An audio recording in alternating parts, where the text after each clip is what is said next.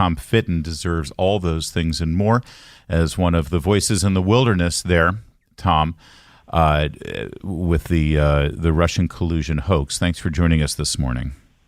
You're welcome. Thank you. So we spent a lot of time already sort of detailing what John Durham put in this report. It's an incredibly important one. I think that, as Jake Tapper famously said last night, it doesn't have everything that Republicans had hoped for. I think the one thing that it's missing here is criminal charges. I guess maybe hopefully you can answer this, Tom. All of the things that have been laid out here about the fact that the entire thing was fraudulent, the FBI never had credible evidence to begin this investigation in the first place, the violation of people's rights in the course of this investigation, the basically upending of the Trump administration by having this thing loom over him the entire time. It kept good people from working in the administration, for that matter. The lies that were said under oath, the misrepresentation by congressmen like Adam Schiff, consistently, constantly saying that there was evidence of a crime when there was no evidence of any crime. How is none of this illegal? Well, Durham doesn't suggest it isn't illegal, but he suggests that he'd be unable to make the cases that many people think are readily apparent, not only from the report, but from years of prior public reports and other investigations suggesting crimes have been done. But he's literally a prosecutor. He's saying he can't make a case because the evidence isn't there, or he can't get a conviction in a place like D.C. I think that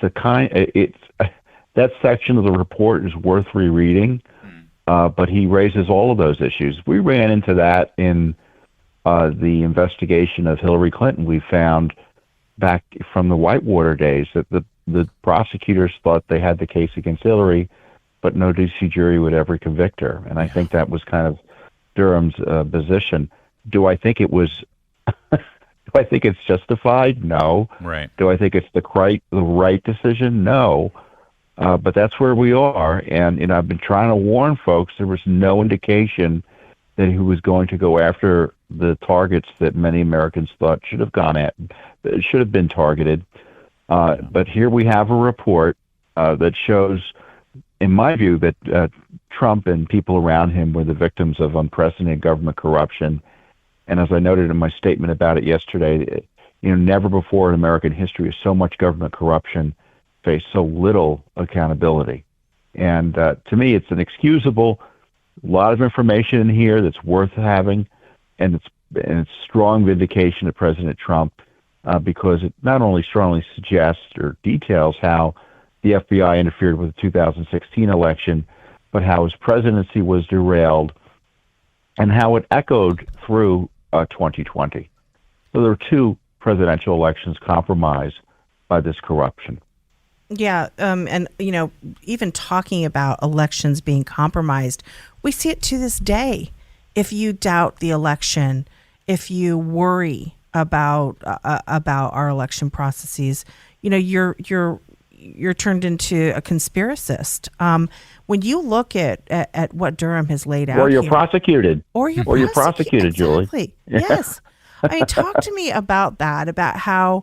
Do you think there'll be some easing up of the smugness of the harassment, the bullying for people who do really worry again about our election system? In light of if they can do this, I mean, there really is a dark state, right? There really is these forces working behind the scenes to try to overturn things. Do you think there'll be more seriousness about our elections going forward? No. Okay. Yeah. There's a short, but the longer answer is, well, they haven't stopped. They haven't stopped at all. They continue to harass Trump based on pretexts and fake allegations and novel applications of the law, more concerned about his First Amendment speech than any crimes anyone sensibly could have done. It's happening in Washington, D.C. It's happening in New York. It's happening in Fulton County, Georgia. Yeah. First Amendment protected speech is being targeted. So, the report talks about all these places, all these new checks in place to prevent these abuses from happening again. Well, there's no indication those checks are working. Yeah. Tom, you made the point on social media last night that reports don't mean much to the deep state. and the FBI is still abusing power. And we're seeing that the FBI continues to abuse power. And Andrew McCarthy responded to the FBI statement, said, we've got new provisions in place to keep this from happening. And Andrew McCarthy quite rightly pointed out, wait, so there were no rules up until 2 years ago against falsifying a FISA warrant? Come on, guys. What needs to be done here to truly make reforms? Is this a question of dismantling the FBI, of reinventing the FBI, or as Vivek Ramaswamy suggested on the campaign trail, you just shut down the FBI, and if the case is made that we do need a federal law enforcement arm outside of the good old days 100 years ago when it was officers working for each individual U.S. attorney's office, if we need a D.C.-based federal law enforcement arm, it needs to be recreated from scratch. What do you think? Well, the FBI and the Justice Department are irredeemably compromised. And so, as a result, little that they do on politically sensitive matters in the least can be trusted or are trusted by at least half the American people. So that may require dismantling the FBI, decimating its ability to do these types of politicized investigations, even with so-called checks in place. Maybe they're not allowed to investigate certain matters, absent, some sort of crisis. Yeah. But the FBI is happy with this report. They didn't apologize. Certainly, there's been nothing from Garland's Justice Department as well, as the best I can tell. By the way, this report doesn't result in people getting fired. There have been few referrals internally for administrative matters. But I tell you, Durham failed the American people. This was a glorified administrative review about FBI policies and how they were that were already in place, as McCarthy and I noted, that failed to be followed up on or followed. And people want prosecutions. And he didn't do it. And to the degree he did it, they were crimped. They were destined for failure, at least in two instances. And the third one was a slap on the wrist with this FBI goon lawyer who messed with documents to try to keep that spying going against the Trump team. By the way, Tom, it should be pointed out, and you made note of it as well on social media in your commentary, that neither James Comey nor Peter Strzok cooperated with this investigation. They didn't even speak to Mr. Durham. That's telling in and of itself. Strzok gave them a little bit of information on the Alpha Bank issue where where the Hillary gang colluded with the deep state to manufacture these allegations against Trump that he was in, had a computer set up with the Russians. But that was all that Strzok cooperated on, and Comey did nothing. He refused to talk to him at all. Can you hold that? Do you have a TV you've got to go to, or can you hang on for one more radio segment here? Yeah, I can stand around. Okay, because I want to get to that and how all of this started when Barack Obama was president. And he knew about it. His CIA director briefed him on it. And how is he walking away here unscathed? We'll continue with Tom Fitton, Judicial Watch, on the Durham report. But first at 6:45, continuing now with Tom Fitton of Judicial Watch reacting to the Durham report. And one other important note here, validated finally by Durham's report, is that Barack Obama was president of the United States in July, before Crossfire Hurricane was even initiated by the FBI. John Brennan, the CIA director, briefed him about the Hillary Clinton campaign coming up with a narrative during the campaign that Trump was colluding with the Russians. And they knew it was false, Tom. They knew it was false. And yet they allowed all this to transpire, and they empowered this whole thing, including that fateful meeting right before the inauguration where, according to Susan Rice, Obama told everyone to do it by the book. And Joe Biden was in that meeting, by the way. That's when they went after General Mike Flynn and all the others involved here. What culpability is there? How do we take the Durham report and then move it to the next step? Well, the FBI knew that this all was corroborated, right? They had intelligence from the Russians that the the Clinton campaign was concocted this whole scheme, right? Yeah.